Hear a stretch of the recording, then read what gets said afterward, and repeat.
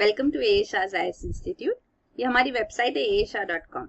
यहाँ पे हम करंट अफेयर्स डेली अपलोड करते हैं और मंथली करंट अफेयर्स कंपाइलेशन भी अपलोडेड है।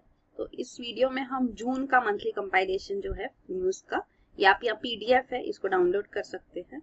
तो इस वीडियो में हम फर्स्ट हाफ इसका जून 2016 का डिस्कस करेंगे।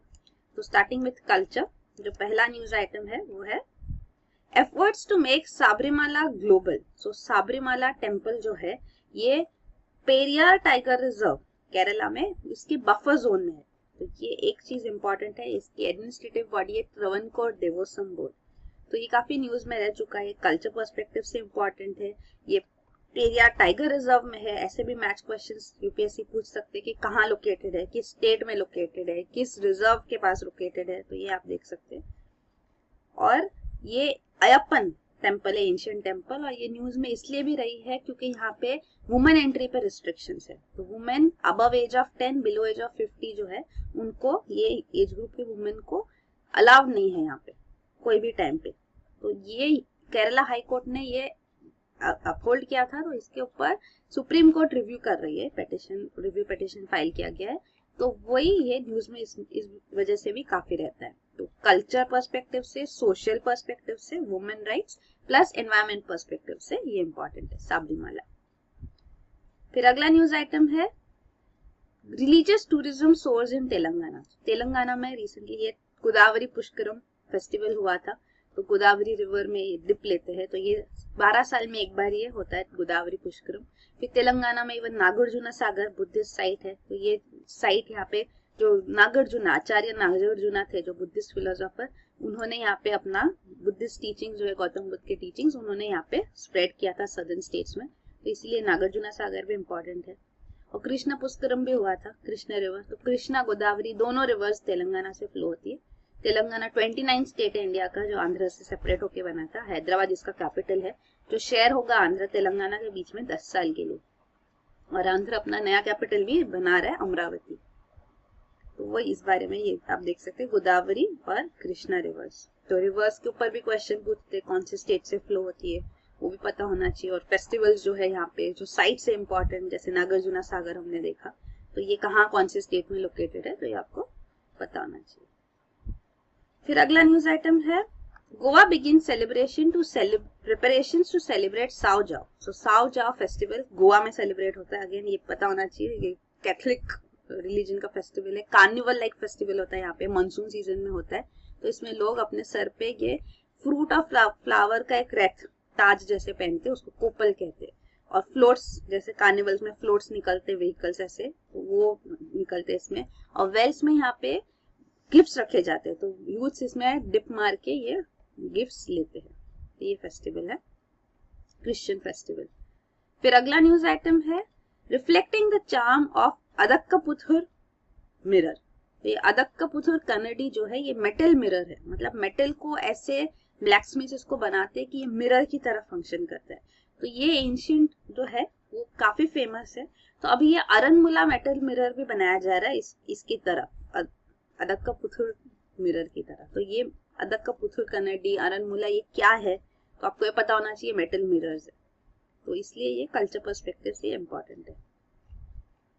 अगला न्यूज आइटम है rubber sector in for a new crisis. तो ये रबर सेक्टर में क्राइसिस इसलिए आ रहा है क्योंकि इंडिया और मलेशिया ने ये CECA comprehensive economic cooperation agreement pass किया है, साइन किया है। तो ये अग्रीमेंट के अंदर फिर इंपोर्ट ड्यूटीज कम की जा रही है मलेशियन प्रोडक्ट्स पे। तो यहाँ पे जो रबर प्रोडक्ट्स भी मलेशिया से इंडिया में अब इंपोर्ट हो गए, उन पे इंपोर्ट टैरिफ जो है वो ड्यूटीज कम हो गई है। तो इसकी वजह से जो डोमेस्टिक रबर मैन्युफैक्चरर्स है वो सफर हो रहे हैं। तो वो इस बारे में ध्यान है। फिर अगला है India set site on gold in ocean. तो ये न्यूज है, इंडिया इंटरनेशनल सीबेड अथॉरिटी के साथ कॉन्ट्रैक्ट साइन करेगी। ये जून की न्यूज है। तो सितंबर में ये कॉन्ट्रैक्ट ऑलरेडी साइन हो चुका है। तो इंडिया इंटरनेशनल सीबेड अथॉरिटी के अंदर ये कॉन्ट्रैक्ट है। तो ये international seabed authority UN clause के अंदर एस्टेब्लिश की हुई बॉडी है, UN convention on law of the sea. तो यूनाइटेड नेशंस ऑर्गेनाइजेशन है।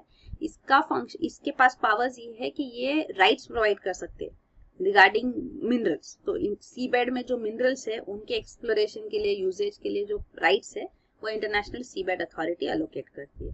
तो यहाँ इंडिया चाहती है जो इंडियन ओशन के अंदर जो यहाँ पे सीबेड में जो मेटल्स है, प्रेशियस मेटल्स है, ये पॉलीमेटालिक सल्फाइड्स होते हैं, तो ये नोड्यूल्स जो है उनमें ये प्रेशियस मेटल्स होते हैं, तो इनकी माइनिंग राइट्स उनको चाहिए इंडिया को।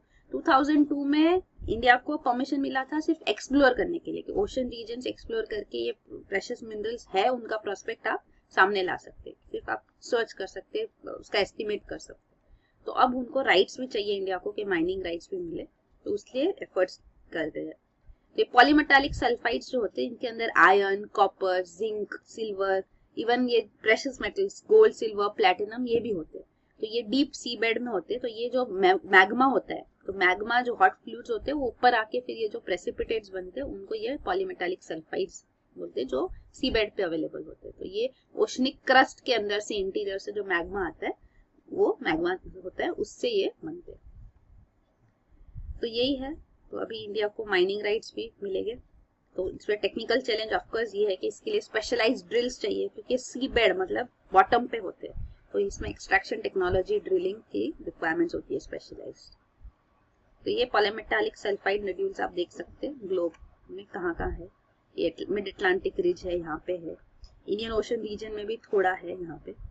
तो ये है साउथ चाइना सी, तो यहाँ पे भी है, ये ईस्ट पैसिफिक रिज है, राइज है, यहाँ पे यूएस वेस्ट कोस्ट पे भी यहाँ पे है। फिर अगला न्यूज आइटम है क्वालिटी बिल्स है ये। Citizens have a right to safe water से ड्राफ्ट लेजिस्लेशन। तो गवर्नमेंट ने ये दो ड्राफ्ट बिल्स बनाए हैं, एक है नेशनल वाटर फ्रेमवर्क बिल और एक मॉडल बिल है। तो मॉडल बिल इसलिए होता है कि स्टेट्स इनको मॉडल बिल को एक्सेप्ट करे, उनको इम्प्लीमेंट करे, उनका ये बिल्स पास करे अपने लेजिस्लेचर में। तो ये model bill for conservation, protection, regulation and management of ground water है। तो ये वाटर मैनेजमेंट को डिसेंट्रलाइज करने के एफर्ट्स है यहाँ पे, कि पावर पंचायत और ग्राम सभा के पास हो कि वाटर कैसे यूज करना है। तो इस वाटर फ्रेमवर्क बिल में मेन ये है कि यहाँ पे जो ब्रिटिश कॉमन लॉ माना जाता है कि जिसके पास लैंड है, जो ओनर लैंड का है, वो ग्राउंड वाटर का भी ओनर है। तो अब ये unlimited use of ground water पे रिस्ट्रिक्शंस लाए जा रहे हैं। अगर इनडिस्क्रिमिनेट यूज होता है तो फाइन्स भी है यहाँ पे, 5,000 to 5 लाख तक के फाइन्स भी इम्पोज किया जा सकते हैं। और जो लोग less water intensive crops cultivate करेंगे उनको इंसेंटिव भी दिया जाएगा, तो ऐसे असिस्टेंस दी जाएगी। ये सब उसमें प्रोविजंस है।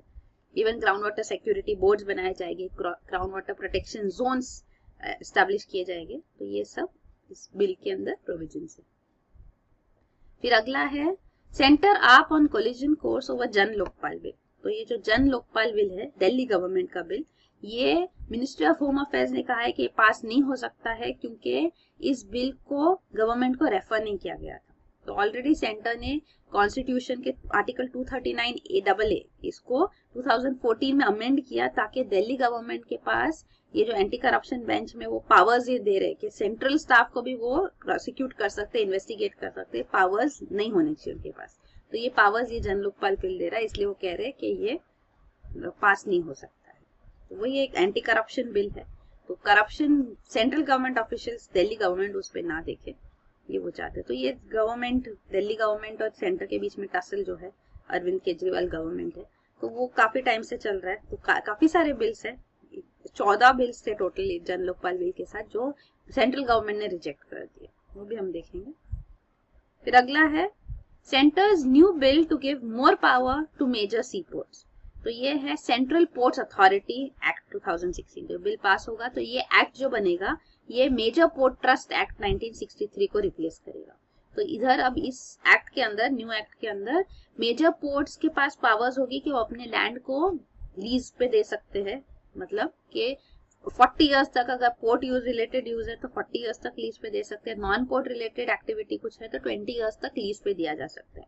तो ये पोर्ट्स को कॉर्पोरेट एंटिटीज बनाने के लिए स्टेप्स लिए जा रहे हैं, वो कमर्शियल कॉर्पोरेट एंटिटीज की जैसे फंक्शन कर सके। तो Kamaraj port limited already commercial corporatised हो चुका है, तो ये एनोर पोर्ट का नया नाम है, कामराज पोर्ट लिमिटेड। तो ये कॉर्पोरेटाइजेशन के एफर्ट्स भी इसमें लाए जा रहे हैं, पब्लिक प्राइवेट पार्टनरशिप को और स्ट्रॉन्ग किया जाने की कोशिश है इस बिल में। तो ये मेजर पोर्ट्स जो है आप देख सकते हैं, ये ब्लू बॉक्स में दिखाए गए ईस्ट कोस्ट वेस्ट कोस्ट के।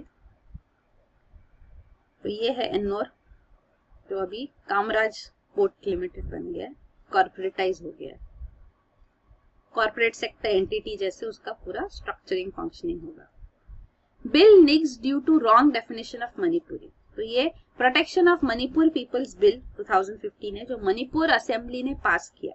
ये बिल प्रेसिडेंट के पास गया तो प्रेसिडेंट प्रणब मुखर्जी ने इसको रिजेक्ट कर दिया है, क्योंकि इस बिल में मणिपुरी को डिफाइन किया जा रहा है और मणिपुरी का डेफिनेशन में ये सेंसस 1951 को यूज किया जा रहा है। जो 1951 सेंसस में जिनके नाम है उनके डिसेंडेंट्स जो है, जिन्होंने कॉन्ट्रीब्यूट किया सोशल कल्चरल इकोनॉमिक लाइफ में मणिपुर में, वो मणिपुरीज है।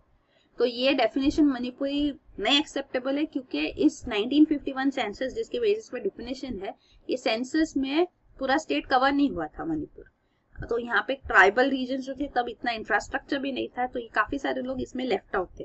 तो अगर ये एक्सेप्ट किया जाएगा मणिपुरी का डेफिनेशन, तो जो हाफ द ट्राइब्स है जो ये मणिपुर में अभी, वो स्टेटलेस हो जाएगी, वो मणिपुरी नहीं रहेगी। तो इसीलिए ये बिल को रिजेक्ट किया गया। और मणिपुर ये 1949 में इंडिया के साथ मर्ज हुआ था। इससे पहले यहाँ एंट्री के लिए भी परमिट सिस्टम थी, तो ये बाद में अबॉलिश की गई है। और ये बिल जो है मणिपुरी डेफिनेशन बिल, ये लेजिस्लेटिव असेंबली मणिपुर की इन्होंने मनी बिल की तरह पास किया, उनको मनी बिल डिफाइन करके पास किया। तो इस वजह से ये उनको हिल एरिया कमेटी जो है, जहाँ पे ये ट्राइबल्स रिप्रेजेंटेटिव्स है, इनको भेजने की जरूरत भी नहीं पड़ी, क्योंकि मनी बिल है तो मनी बिल नहीं भेजना पड़ता यहाँ पे कंसल्टेशन के लिए। तो वही उन्होंने ये हिल एरिया कमेटी को भी बाईपास करके ये बिल पास किया, लेकिन प्रेसिडेंट ने इसको रिजेक्ट कर दिया, मतलब सेंट्रल गवर्नमेंट ने रिजेक्ट कर दिया। अगला न्यूज आइटम है states get 3 more months to implement food security act. तो जो फूड सिक्योरिटी एक्ट पास हुआ है 2013 में, तो इसमें कंट्री के 2/3 पॉपुलेशन को सब्सिडाइज्ड फूड ग्रेन्स देने के प्रोविजन है। तो राइस, व्हीट, कोर्स सीरियल्स, ये 5 kg गारंटी दी जाएगी पर मंथ पर person at subsidised rates ₹3 to 1 respectively. तो ये अंत्योदय हाउस होल्ड जो है, पुअरेस्ट ऑफ द पुअर, तो उनको 35 kg फूड ग्रेन्स पर हाउस होल्ड पर मंथ दिया जाएगा। तो ये सारा बिल के प्रोविजंस है। तो ये स्टेट्स को इम्प्लीमेंट करना है, तो अब स्टेट्स को 3 और महीने का टाइम दिया गया है इसके प्रोविजंस को फुल्ली इम्प्लीमेंट करने के लिए। फिर अगला है मॉनेटरी पॉलिसी कमेटी। तो centre notifies amended RBI act to usher in monetary policy committee. तो अब तो ये ऑलरेडी कमेटी बन चुकी है और आपको इसके बारे में पता होगा। तो मॉनेटरी पॉलिसी जो है अब ये कमेटी डिसाइड करती है, इसमें 6 मेंबर्स होते हैं, 3 आरबीआई के साइड और 3 गवर्नर के थ्रू। तो आरबीआई गवर्नर भी यहाँ मेंबर है, तो वो चेयरमैन है, एक्स ऑफिशियल चेयरमैन, मतलब वो गवर्नर जो होगा वो यहाँ पे मेंबर होगा और उस मॉनेटरी पॉलिसी का कमेटी के चेयरमैन होगा, जो भी होगा आरबीआई गवर्नर। तो ये मॉनेटरी पॉलिसी डिसाइड करते हैं, मतलब जो की पॉलिसी रेट्स होते हैं, रेपो रेट वगैरह, वो ये डिसाइड करते हैं। और ये इसका टारगेट ये होता है, इन कमेटी को अभी टारगेट ये दिया गया है कि आप ये पॉलिसी रेट डिसाइड करोगे to keep inflation in control. तो इन्फ्लेशन टारगेटिंग ऑब्जेक्टिव है। तो इन्फ्लेशन टारगेटिंग के लिए रेंज भी दिया गया है कि आपको टारगेट करना है 4% इन्फ्लेशन को, और इसमें ±2% का रेंज दिया गया है। तो ये जो है मॉनेटरी पॉलिसी कमेटी के प्रोविजन है। तो पहले monetary policy RBI independently decide करती थी, फिस्कल पॉलिसी गवर्नमेंट डिसाइड करती है। अब मॉनेटरी पॉलिसी में भी आरबीआई गवर्नमेंट दोनों का इक्वल से होगा और इसको रैशनलाइज किया गया। फिर अगला है judiciary related news. Court rejects plea to ban WhatsApp. तो व्हाट्सएप बैन के लिए पीआईएल आया था, तो इसको सुप्रीम कोर्ट ने डिसमिस किया है। तो व्हाट्सएप ने अभी end to end encryption introduce किया है। तो एंड टू एंड इंक्रिप्शन ये होता है कि इंक्रिप्शन सॉफ्टवेयर ऐसे हो कि जो पास हो रहा है इंफॉर्मेशन कम्युनिकेशन, वो प्राइवेट नेटवर्क बन जाए, मतलब कि एक कोई और थर्ड पार्टी इसको इंटरसेप्ट ना कर पाए। तो पहले ये ओपन सिस्टम में था इंक्रिप्शन, तो वो रिस्क था यहाँ पे कि ये इंटरसेप्ट किया जा सकता है। पर अब व्हाट्सएप गवर्नमेंट को भी मतलब ये इंफॉर्मेशन नहीं दे सकती, क्योंकि एंड टू एंड इंक्रिप्टेड है। तो इसके लिए व्हाट्सएप के अगेंस्ट ये पिटीशन फाइल किया गया, पर सुप्रीम कोर्ट ने इसको रिजेक्ट कर दिया। तो यहाँ पे फिर भी बैक विंडोज एंट्री रखते हैं, प्रोविजंस होते हैं कि फिर भी व्हाट्सएप इसके ऊपर टैब रख सके, पर यह है एंड टू एंड इंक्रिप्शन लाया गया। फिर अगला है Madras Bombay high court to reflect city names. तो मद्रास का नाम चेंज हो चुका है, सिटी का चेन्नई है, बॉम्बे बन गया मुंबई, लेकिन हाई कोर्ट्स के नाम अभी भी वही है। तो यहाँ पे अब पार्लियामेंट एक्ट पास करेगी जिससे ये नाम हाई कोर्ट्स के भी चेंज हो जाए। तो अब तक ये हुआ नहीं है, पर ये बिल है, प्रोविजन है। तो यहाँ 3 प्रेसिडेंसी कोर्ट्स बनाए थे ब्रिटिश एरा में, मद्रास, बॉम्बे और कोलकाता। तो ये 3 हाई कोर्ट सबसे पहले बने कंट्री में, और ये इंडियन हाई कोर्ट्स एक्ट 1861 में ये बनाया गया। अगला न्यूज आइटम है recovery of ₹29,000 crore rail freight dues stalled.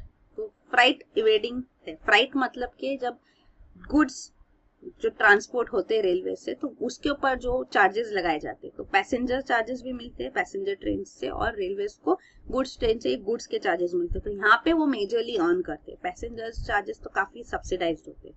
तो ये गुड्स में फ्राइट जो चार्जेस लगते हैं इसमें भी वेरिएशन है। तो आयरन और जो है अगर ट्रांसपोर्ट हो रहा है, तो अगर आयरन और एक्सपोर्ट के लिए ट्रांसपोर्ट हो रहा है तो उसके फ्राइट चार्जेस 4 से 5 गुना ज्यादा होते हैं। और जो इंटरनली डोमेस्टिक मैन्युफैक्चरिंग के लिए यूज हो रहा है, जो स्टील यहाँ पे डोमेस्टिकली मैन्युफैक्चर किया जाएगा, तो उसके चार्जेस कम होते हैं। तो ये जो हाई वेरिएशन है, तो इसलिए काफी सारे एक्सपोर्टर्स आयरन ओवर ट्रांसपोर्ट करवाते हैं और उसको डोमेस्टिक यूज करके बताते हैं। तो इस वजह से रेलवेज को नुकसान होता है। तो अभी कैग ऑडिट में उन्होंने कहा है कि रेलवेज इतना 29,236 करोड़ रिकवर कर सकती है एक्सपोर्टर्स से जो आयरन और ट्रांसपोर्ट करते हैं फॉर एक्सपोर्ट, और फ्राइट चार्जेस पे करते हैं जो डोमेस्टिक कंजम्पशन के लिए।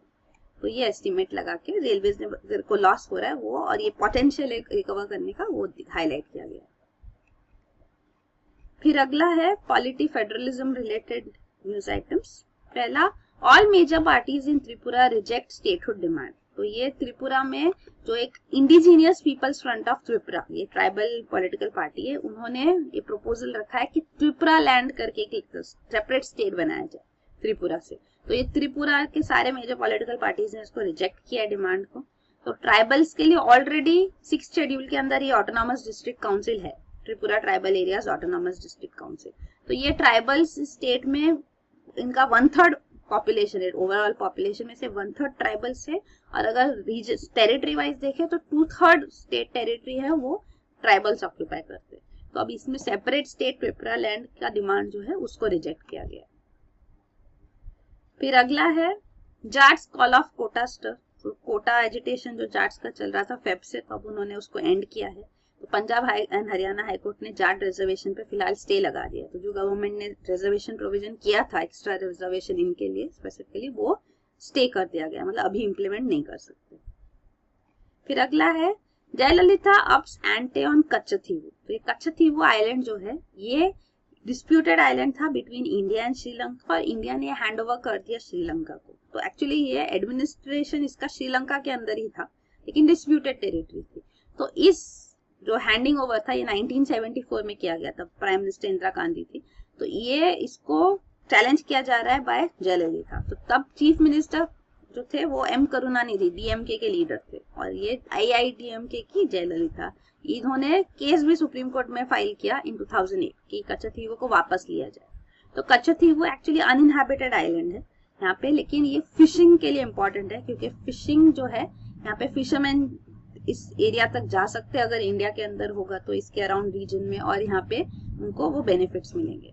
तो ये वॉल्केनिक इरप्शन से आइलैंड ओरिजिनेट हुआ था, अभी तक अनइनहैबिटेड ही है। यहाँ पे एक कैथलिक श्राइन है, सेंट एंथनीज कैथलिक श्राइन, वो काफी फेमस है यहाँ की। और ये चैलेंज इसलिए किया जा रहा है कच्छथीवू हैंडिंग ओवर की हैंडिंग ओवर इंडिया ने किया लेकिन पार्लियामेंट का अप्रूवल नहीं लिया गया है।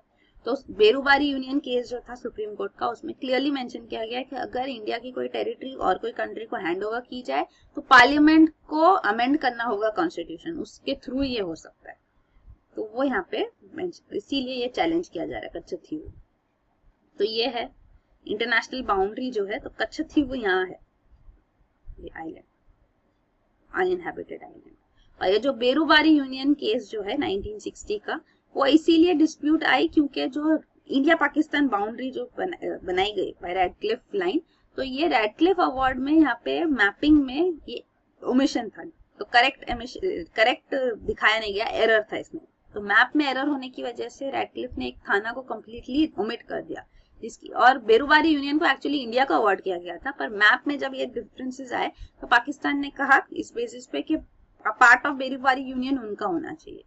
तो इसीलिए कॉन्फ्लिक्ट चल रही थी। तो नेहरू नून अग्रीमेंट साइन हुआ बिटवीन इंडिया पाकिस्तान 1958 में, तो इसमें हाफ ऑफ बेरूबारी यूनियन जो है उसको पाकिस्तान को दे दिया गया। तो ये पार्लियामेंट ने कोई लॉ पास नहीं किया, सिर्फ हैंड ओवर किया गया, इसलिए सुप्रीम कोर्ट में चैलेंज किया गया और सुप्रीम कोर्ट ने अपना जजमेंट ये दिया कि अगर ऐसा कोई हैंडिंग ओवर होता है तो सिर्फ आर्टिकल 3 चेंज नहीं करना होता है, इसको पार्लियामेंट्री अमेंडमेंट पार्लियामेंट अमेंडमेंट करे कॉन्स्टिट्यूशन को, फिर ये हैंडिंग ओवर हो सकता है।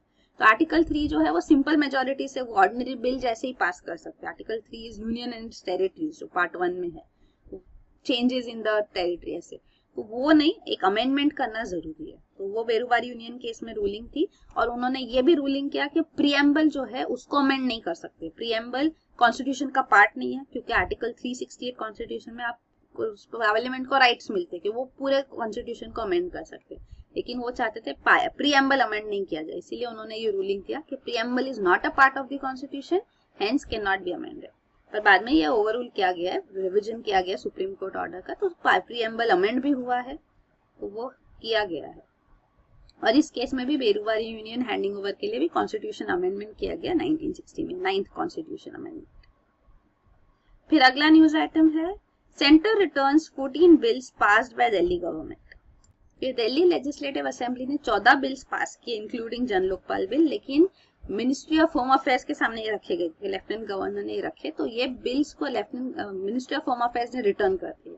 और रीजन ये दिया है कि ये बिल्स को पास करने से पहले ये मिनिस्ट्री ऑफ होम अफेयर्स से प्रायर असेंट नहीं लिया गया, तो पहले उनको क्लियर करना चाहिए, फिर ही असेंबली बिल पास कर सकती है।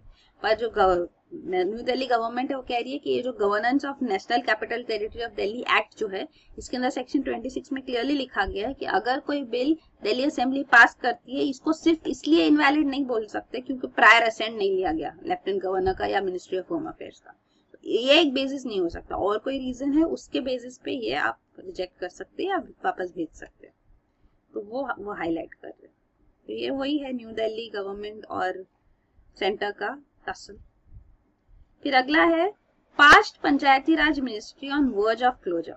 पंचायती राज मिनिस्ट्री को 2015 बजट में काफी उनका फंडिंग स्लैश कर दिया गया। 7000 करोड़ फंडिंग मिलता था, अब उनको 96 करोड़ कर दिया गया। तो इससे काफी उनके प्रोग्राम्स जो है उनको भी काफी झटका लगा है। जो मेन प्रोग्राम्स है बीजेपी गवर्नमेंट ने इनको भी एंड करने के लिए स्टेप्स लिए। Actually backward region grants fund जो है, राजीव गांधी पंचायत सशक्तिकरण अभियान, तो अगर फॉर्मली एंड भी नहीं करते लेकिन फंडिंग नहीं दोगे तो ये इम्प्लीमेंट नहीं किया जा पाएगा। तो ये राजीव गांधी पंचायत सशक्तिकरण अभियान को भी उन्होंने कहा है कि हम कंटिन्यू करेंगे, इसको रीनेम किया जाएगा राष्ट्रीय ग्राम स्वराज अभियान। तो वही है, पंचायती राज मिनिस्ट्री रिसेंटली बनी है, उसको 10 साल अराउंड हुए हैं, तो अब इसका जो बजट कट हो रहा है इस वजह से ऐसे लग रहा है कि पंचायती राज मिनिस्ट्री ज्यादा टाइम फंक्शन नहीं कर पाएगी। फिर अगला इंटरस्टेट वाटर रिलेटेड जो न्यूज है, पंपा वाइपार प्रोजेक्ट में set of another water wall.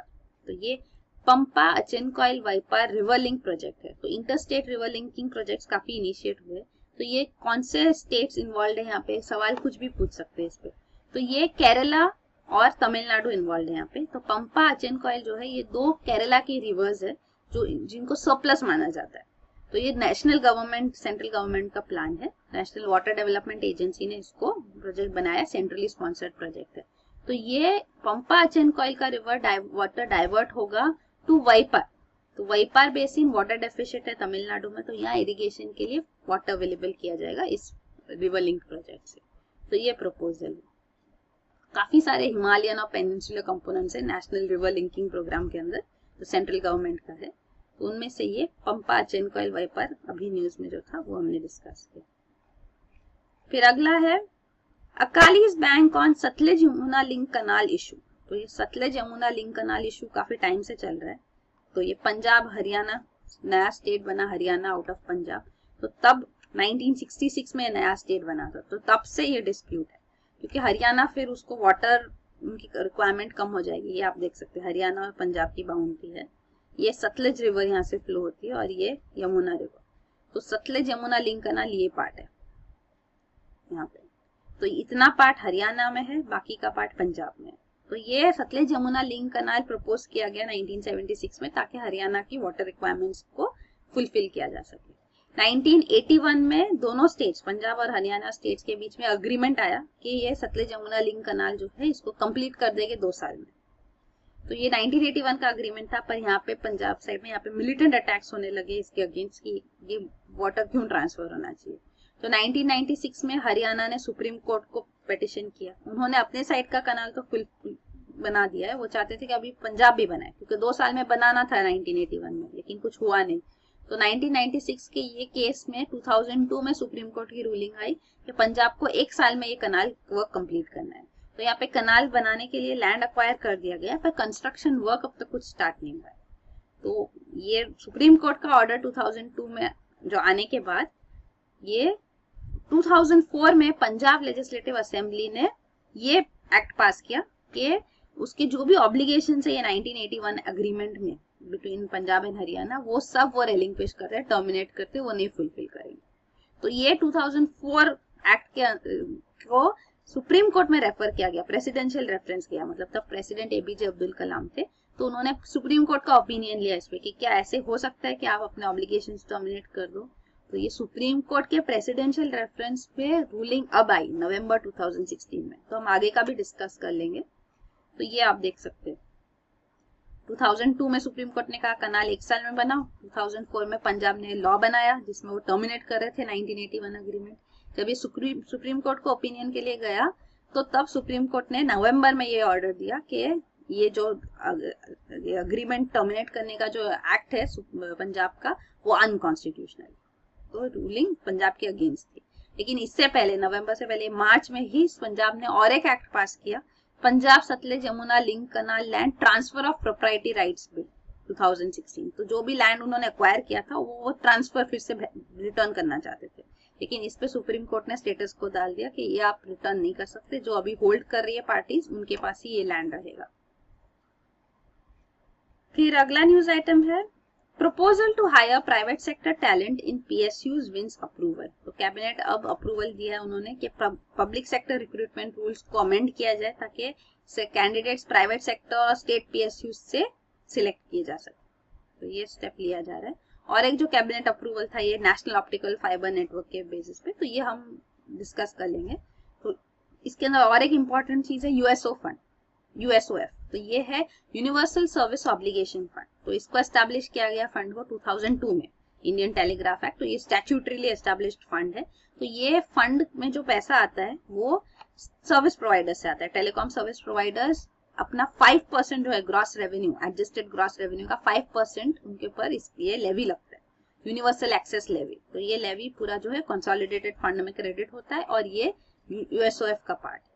तो ये यूएसओएफ का मनी जो है, सर्विस ऑब्लिगेशन मतलब पर्पस ये है कि telecom services remote rural areas में भी पहुंचे, तो वो पहुंचाने के लिए ये मनी यूज किया जाता है। तो वायबिलिटी गैप फंडिंग दी जाती है कि जो फंड जो प्रोजेक्ट है वायबल बनाने के लिए जो इनपुट लगेगा, फंडिंग लगेगा, वो दी जाए ताकि रूरल टेलीकॉम सेक्टर भी बन सके, स्ट्रॉन्ग बन सके।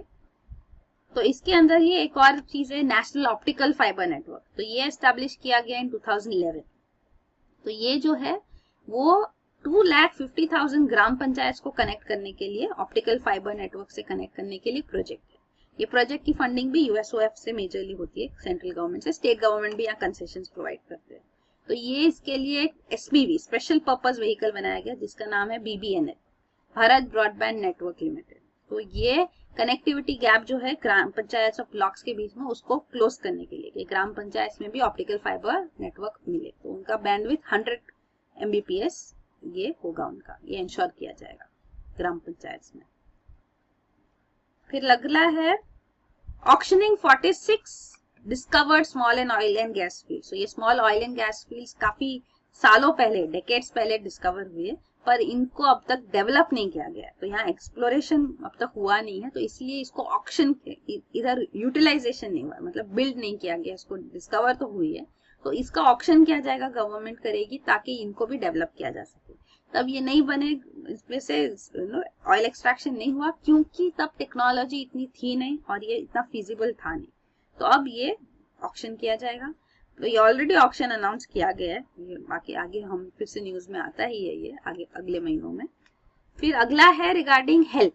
तो ये हेल्प जो पॉलिसी है, नई पॉलिसी है, exploration and licensing policy for hydrocarbons.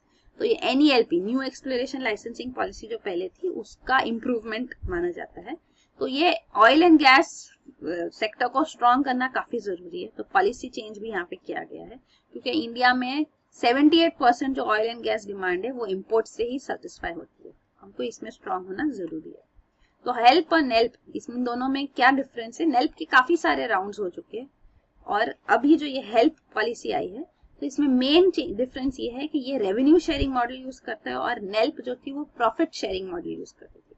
तो इस पॉलिसी में मतलब जब एक्सप्लोरेशन लाइसेंस दिया जाएगा कोई एंटिटी को तो गवर्नमेंट रेवेन्यू शेयर करेगी, मतलब जितना भी रेवेन्यू जनरेट होता है वो दोनों शेयर करेंगे, तो जो रिस्क भी है वो भी दोनों शेयर करेंगे, ऐसा हो जाता है। तो रेवेन्यू गवर्नमेंट को ऑन प्रोडक्शन शुरू किया, उन्होंने सेल करना शुरू किया, तब से उनको रेवेन्यू मिलना गवर्नमेंट को शुरू हो जाएगा।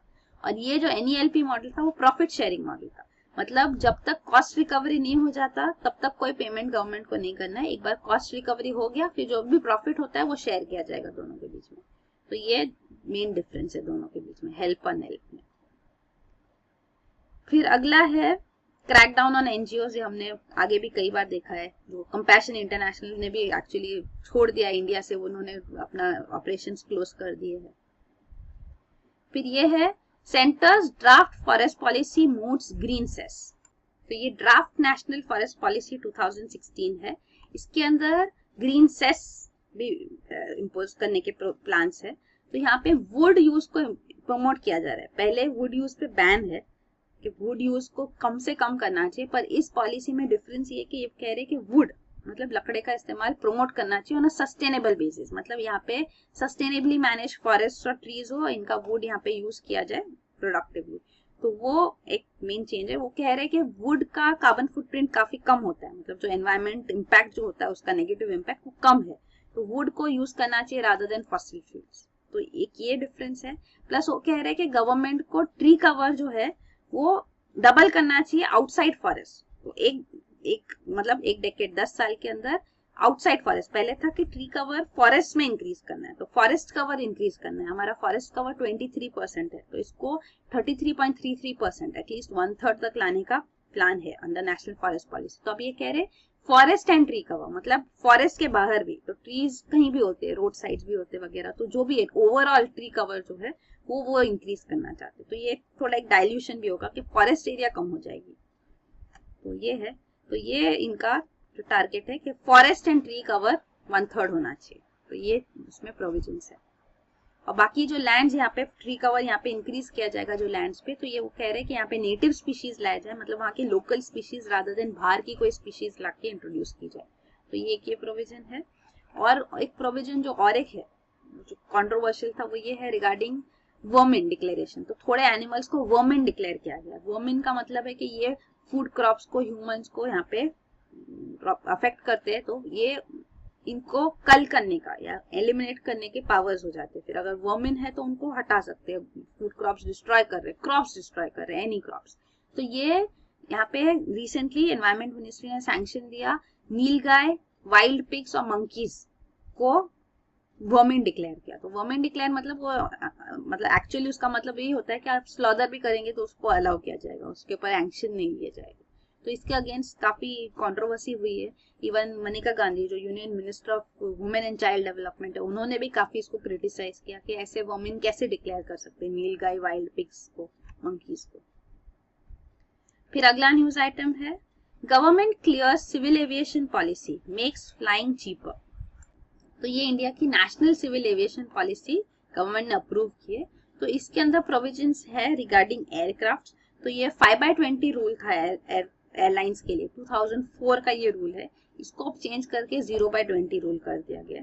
तो 5/20 रूल का मतलब ये था कि अगर कोई डोमेस्टिक एयरलाइन इंटरनेशनल फ्लाई करना चाहती है तो उनको पहले 5 साल डोमेस्टिक फ्लाइंग के कंप्लीट करने होते हैं, और फिर उनको एटलीस्ट 20 एयरक्राफ्ट उनकी ऑपरेटिंग होनी चाहिए। तो ये 5/20 रूल था। तो अब इसको चेंज करके मतलब ये नई एयरलाइंस जो आई है, विस्तारा, एयर एशिया, इनको 5 साल तक नहीं रुकना पड़ेगा। ये 0/20 रूल आ गया, मतलब उनके पास एटलीस्ट 20 प्लेन्स है या तो, और 20% of their total flying capacity है जो वो डोमेस्टिक रूट्स पे है, तो वो इंटरनेशनल भी फ्लाई कर सकती है। ये है एक रूल। फिर और एक प्रोविजन है रिगार्डिंग ओपन स्काई पॉलिसी। तो ओपन स्काई पॉलिसी मतलब के जो फॉरेन कंट्रीज की भी जो फ्लाइट्स आएगी उनके ऊपर कोई रिस्ट्रिक्शन नहीं हो, कितनी भी फ्लाइट्स वो ला सकते हैं, कितनी भी सीट्स एलोकेट कर सकते हैं और कितनी भी फ्लाइट फ्रीक्वेंसी ला सकते हो, तो ओपन स्काई। तो ये ओपन स्काई पॉलिसी अग्रीमेंट्स होते हैं, ओपन स्काई अग्रीमेंट्स। तो हम चाहते हैं कि ओपन स्काई पॉलिसी हम प्रमोट करें। तो ये जो कंट्रीज इंडिया के मतलब दिल्ली के 5000 किलोमीटर रेडियस के बाहर है, उनके साथ ये प्रमोट किया जाए ऑन अ रेसिप्रोकल बेसिस, मतलब कि वो भी दे रहे हैं हमको ओपन स्काई पॉलिसी तो हम भी उनको ओपन स्काई पॉलिसी दे।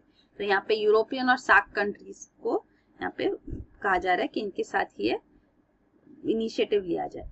तो ये मतलब बेनिफिशियल होगा फॉर एयरलाइंस इंडस्ट्री।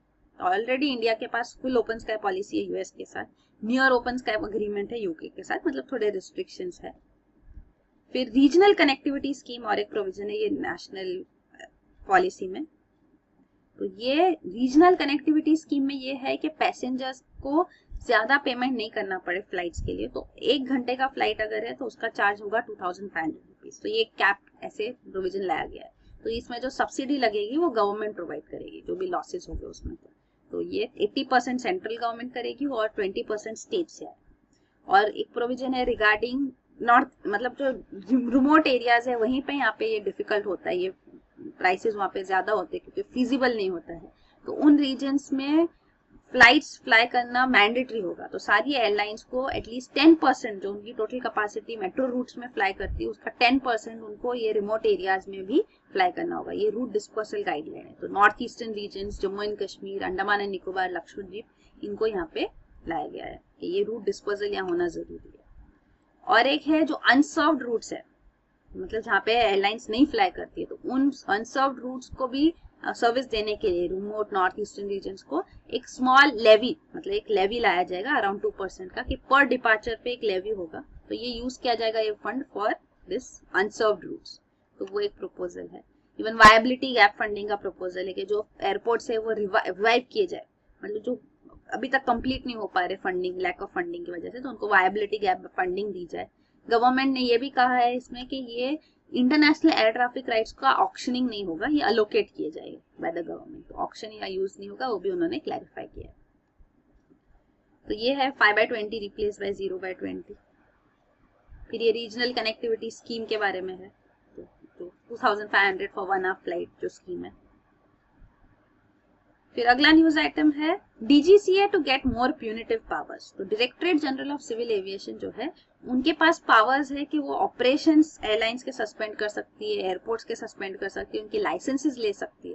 तो उनके पास फाइन्स, पेनल्टीज इंपोज करने के कोई प्रोविजंस नहीं है। तो इसीलिए डीजीसीए चाहती है कि अब ये एयरक्राफ्ट एक्ट 1937 अमेंड किया जाए ताकि उनको ये फाइनिंग का भी राइट मिले कि फाइन डाल सके। लेकिन वो कह रहे हैं फाइन्स हम कमर्शियल मैटर्स के ऊपर नहीं डालेंगे, मतलब जो कंज्यूमर एयरलाइन डिस्प्यूट है उस पर नहीं होगा।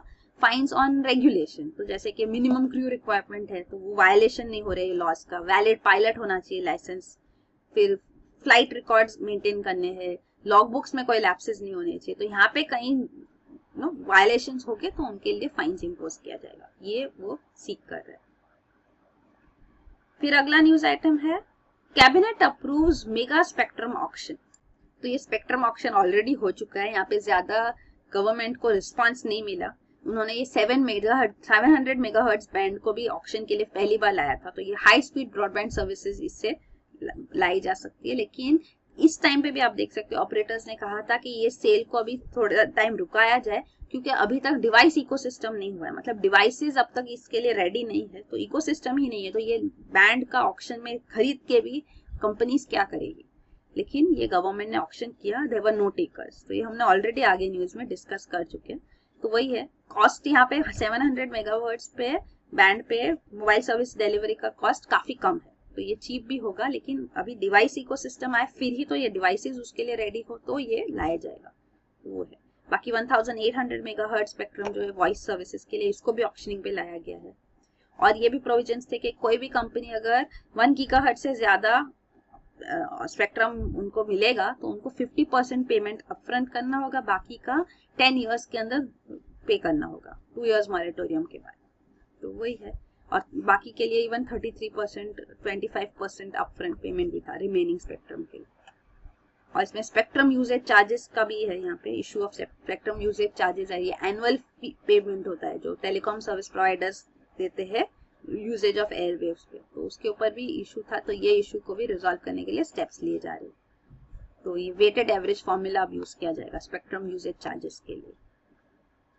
तो लास्ट ऑक्शन हुआ था 2015 में जब गवर्नमेंट को 1.1 लाख करोड़ रेवेन्यू मिला था। फिर अगला न्यूज आइटम है ministries can approve up to ₹500 crore of non plan spending. तो जो प्रोजेक्ट एक्सपेंडिचर में जो नॉन प्लान प्रोविजंस है, नॉन प्लान प्रोजेक्ट एक्सपेंडिचर है, तो उसके लिए अगर 500 crore तक का भी अगर एक्सपेंडिचर है तो मिनिस्ट्रीज इंडिपेंडेंटली ऑटोनोमसली ये अप्रूव कर सकते हैं। तो ये ऑटोनॉमी है उनको। तो ये पहले 150 crore लिमिट था, अब 500 crore हो गया। 500 से 1000 crore के बीच में अगर कोई एक्सपेंडिचर है तो फाइनेंस मिनिस्ट्री का अप्रूवल लगेगा, उससे ज्यादा है तो कैबिनेट का अप्रूवल लगेगा। फिर अगला है सिनेमाज मॉल्स में सून बी ओपन 24/7। तो ये मॉडल लॉ सेंट्रल गवर्नमेंट ने बनाया, कैबिनेट ने, model shops and establishment bill 2016। तो इसमें ये प्रोविजन है कि मॉल, सिनेमा हॉल्स, रेस्टोरेंट्स वगैरह को 365 डेज अ ईयर 24/7 ओपन रहने के परमिशन हो। तो ये सब स्टेट्स को भेजा गया है बिल, तो ये उनके ऊपर है कि वो ये इम्प्लीमेंट करें। तो ये प्रोविजन है। इवन ये मॉडल बिल में ई कॉमर्स कंपनीज में लेबर लॉज लाने के लिए भी प्रोविजन है। तो सब इम्प्लीमेंटेशन स्टेज के ऊपर है। तो ऑफकोर्स फैक्ट्रीज इसमें इंक्लूडेड नहीं है। जो फैक्ट्रीज एक्ट 1948 के अंदर रेगुलेशन जिसपे वो इसमें इन्वॉल्व नहीं है। बाकी सब जो है प्रोविजंस, बाकी सब एस्टैब्लिशमेंट इसमें इंक्लूडेड है। फिर अगला है सिविल सर्विसेज रिलेटेड। ओवर 23% पे hike likely for government employees pensioners. तो 7th पे कमीशन के जो रिकमेंडेशन है कि सैलरीज, पेंशन इंक्रीज की जाए सेंट्रल गवर्नमेंट एम्प्लॉइज की, तो ये इंक्रीज करने के लिए गवर्नमेंट ने इनका जो प्रपोजल था वो एक्सेप्ट किया है। Justice A.K. माथुर ये 7th पे कमीशन के चेयर थे। तो ये उन्होंने 16% पे में इंक्रीज और 24% पेंशन में इंक्रीज प्रपोज किया है। तो ओवरऑल 23.55% इंक्रीज होगा ये। तो ये इम्प्लीमेंट किया जाएगा। लास्ट जो 6th पे कमीशन के रिकमेंडेशन अप्रूव हुए थे वो था 2008 में। तब यूपीए गवर्नमेंट ने डबल इंक्रीज किया था, मतलब 6th पे कमीशन ने रिकमेंड किया था 20% और यूपीए गवर्नमेंट ने इसका डबल इंप्लीमेंट किया था। तो वो भी है। और अभी जो है मिनिमम सैलरी जो है रेजिंग, एंट्री लेवल सैलरी जो है उसको 18,000 पर मंथ रखा गया, पहले 7,000 थी, तो ये भी रेज किया गया है। मैक्सिमम सैलरी जो है कैबिनेट सेक्रेटरी की वो है 2.5 लाख पर मंथ। और कंप्रेशन रेशियो, तो रेशियो ऑफ डायरेक्ट रिक्रूटमेंट, अगर डायरेक्ट रिक्रूटमेंट हो रहा है आपका, तो अगर आप एक लोवेस्ट लेवल पे डायरेक्ट रिक्रूटमेंट है तो आपकी सैलरी 18,000 है। और जो क्लास 1 ऑफिसर पे आपकी डायरेक्ट रिक्रूटमेंट हो रहा है तो आप तभी इनिशियल सैलरी जो होगी उन दोनों के बीच का रेशियो डिफरेंस जो है वो ये 3 गुना होता है अराउंड। कंप्रेशन रेशियो उसको कहते हैं। तो 1:3.12 ये रेशियो है, minimum maximum salary on direct recruitment, ऐसे lowest level to the class 1 officer level. तो ये है regarding the 7th pay commissions implementation, recommendations implementation. फिर न्यू पे मैट्रिक्स भी इंट्रोड्यूस की जा रही है। गवर्नमेंट ने ये भी कहा है कि जो पे बैंड्स और ग्रेड पे प्रोविजंस है जो अभी सिस्टम है उसको हटाया जाएगा और जो न्यू पे मैट्रिक्स 7th पे कमीशन ने रिकमेंड किया है उसको हम इम्प्लीमेंट करेंगे। फिर अगला है, और एम्प्लॉयज ने इसके ऊपर भी मिनिमम सैलरी पे डिमांड किया है कि हमको 18,000 नहीं एटलीस्ट 26,000 मिनिमम सैलरी होनी चाहिए। तो एम्प्लॉयज का डिमांड ये है। और लास्ट न्यूज आइटम है anti harassment cells at work places still on paper. तो ये sexual harassment of women prevention, prohibition and redressal act है 2013 का। तो ये एक्ट में प्रोविजन है कि कोई भी एस्टेब्लिशमेंट जिसके अंदर 10 या उनसे ज्यादा एम्प्लॉयज हो उनके लिए मैंडेटरी है, कंपलसरी है कि वो एक इंटरनल कंप्लेंट्स कमेटी बनाए। तो यहाँ पे जो भी सेक्सुअल हरासमेंट रिलेटेड अगर प्रॉब्लम्स है वुमेन की तो वो ये कमेटी को कंप्लेंट डाल सके। लेकिन काफी सारे एस्टेब्लिशमेंट्स ने ये नहीं बनाया। ये एप्लीकेबल है सब पे, पब्लिक सेक्टर में हो, प्राइवेट सेक्टर में हो, फॉर्मल है, इनफॉर्मल है, ऑर्गेनाइज्ड, अनऑर्गेनाइज्ड है, सब पे मैंडेटरी है। और इसमें फाइन्स भी, अगर ये नहीं किया जाएगा तो फाइन अप टू 50,000 भी लग सकता है। तो वही हाईलाइट किया जा रहा है कि अब तक ये नहीं इम्प्लीमेंट किया गया है। काफी सारी कंपनीज में, एस्टेब्लिशमेंट्स में ये इंटरनल कंप्लेंट्स कमेटी नहीं एस्टेब्लिश की गई है। इनको पावर ऑफ सिविल कोर्ट दिया गया है कि एविडेंस भी गैदर कर सकते हैं। तो ये 2013 का एक्ट है, ये विशाखा गाइडलाइंस को रिप्लेस कर रहा था। तो विशाखा गाइडलाइंस जो थी सुप्रीम कोर्ट ने दिया था on prevention of sexual harassment eight work places. तो कोई लॉ नहीं था इसके ऊपर, इसीलिए ये विशाखा गाइडलाइंस के थ्रू इसका रेगुलेशन हो रहा था। उन्होंने वर्क प्लेस को भी डिफाइन किया था। अब ये 2013 एक्ट जो पास हुआ है तो ये विशाखा गाइडलाइंस को रिप्लेस करता है। और विशाखा गाइडलाइंस किस लिए है सुप्रीम कोर्ट की, इसके ऊपर ऑलरेडी एक MCQ पहले आ ही चुका है, तो ये इम्पोर्टेंट होता है। तो ये इस वीडियो में इतना हमने डिस्कस किया है। इकोनॉमी, एनवायरमेंट, SNT, बायलैटरल और इंटरनेशनल इश्यूज जो है वो हम नेक्स्ट वीडियो पार्ट 2 में डिस्कस करेंगे। Thank you.